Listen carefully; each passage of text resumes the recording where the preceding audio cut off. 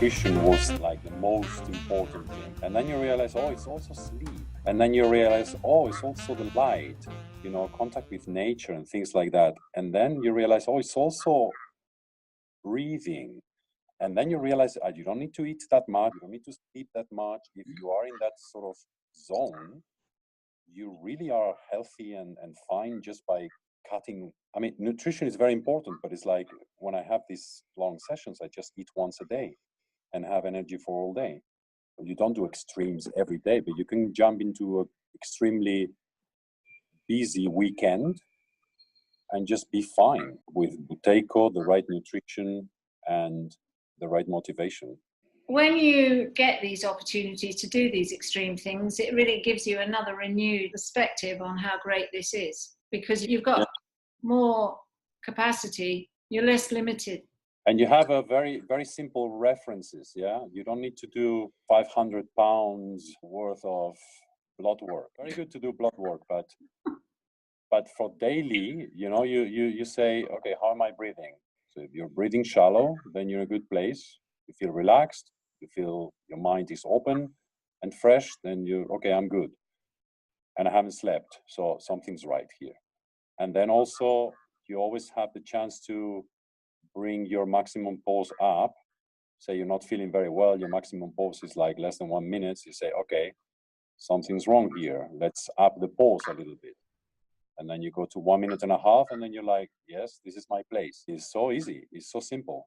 Well, it's not easy, but it's not complicated. No, it's not. Really, the essential thing is to do maximum pauses. If you do the maximum pauses, you keep boosting your level of health temporarily, and you keep doing it, then that's sustained over time. Yeah, and if that is your measure, then you realize all the things that could be hurting you didn't realize. So let's say there's a food that doesn't sit very well in your stomach. If you realize that your pulses are going down, then you will know it's because of that. Because when you start doing the pulses, then you will feel it in your stomach, like there's something in your stomach is not allowing you to breathe properly, to hold the pulses properly. And then you will have maybe a little diarrhea or something that it's taking it out. So it gives you an opportunity to connect with other areas of your health. When you are also in a very artificial environment with the wrong lights and everything, that also affects your pulse. Oh yeah, it affects your breathing. Yeah.